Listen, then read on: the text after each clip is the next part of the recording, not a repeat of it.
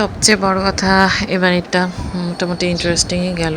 মাশাআল্লাহ, আলহামদুলিল্লাহ। প্রথমত মেহেদি দেওয়া, মেহেদি বা মেহেন্দি এটা আমি হাতে নিজে নিজেই দিয়েছি। নিজে নিজে দিতে একটা আলাদা মজাই আছে।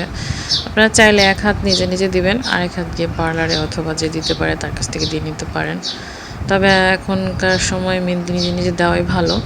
আচ্ছা, বাসায় একটু টুকটাক রেডি হয়েছি, কোথাও বের হবো। যে দেখেন বাইরে বের হওয়ার পরে রোদে তো হেঁটে হেঁটে চেহারার অবস্থা দেখেন।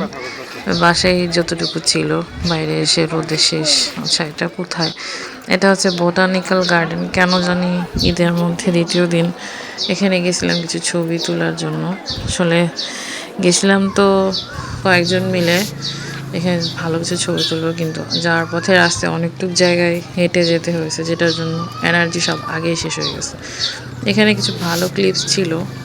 ভালো ক্লিপস বলতে আমি তো নেচার লাভার, তো নেচারের সব কিছুই আমার কাছে ভালো লাগে, পানি থেকে শুরু করে গাছপালা সব কিছু। এখানে এটা ছিল ঝাউ গাছ, আরও কিছু গাছ। বোটানিক্যাল গার্ডেনে আগে তো গাছের মধ্যে ট্যাগ লাগানো থাকতো, এখন তেমনটা ট্যাগ দেখা যায় না, যতটুকু দেখেছি আর কি। আর এই জায়গাটার কথা কি বলবো, এত সুন্দর জায়গা, মানে আমার মন চাইছে যে আমি এখানে সারাদিন বসে থাকি, কিন্তু এখানে তো সারাক্ষণ বসে থাকা সম্ভব না। তো যতটুকু সম্ভব হয়েছে বসে একটু এখানকার সৌন্দর্য উপভোগ করছি। এখানে এসে মনে হচ্ছে যে আমার আর কিছু লাগবে না। জায়গাটা যদিও বা একটু যদি পরিষ্কার করে রাখতো তা আরও বেশি সুন্দর লাগতো। তারপর হচ্ছে সন্ধ্যার দিকে আমরা একটা রেস্টুরেন্টে বসা হয় মিরপুরের মধ্যে আসলে ঘোরাফেরা হয়েছে। মিরপুর 12-র দিকে একটা রেস্টুরেন্টে যত টপ টপ টপ রেস্টুরেন্ট যেগুলো আমরা রিভিউ পাই সেগুলোতে এত ভিড়, এবং সেটা হচ্ছে আপনার লিফটে ভিড়।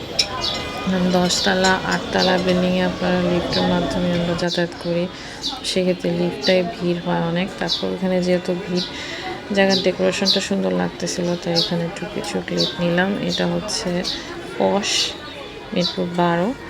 আর এখানে সৌন্দর্য বলতে তেমন কিছুই না, জাস্ট ভিতরে একটু ডেকোরেট আছে, অল্প একটু স্পেস। বাহিরে ডেকোরেশন বলতে এরকম, এখন এটা হচ্ছে ঈদের সময়, সেটা বুঝতে হবে।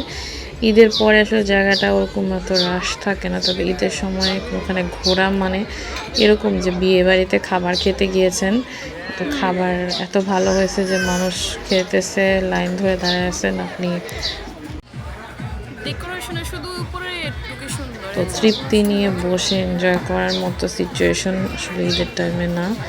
আপনারা যখন হাতে সময় থাকবে, অন্য কোনো অফ সিজন, ঈদ সিজন বাদে কোনো রেস্টুরেন্টে যেয়ে সেটা উপভোগ করতে পারেন। ওখানকার খাবার মোটামুটি ছিল, তেমন খারাপ বলা যায় না, আবার ভালোও ছিল।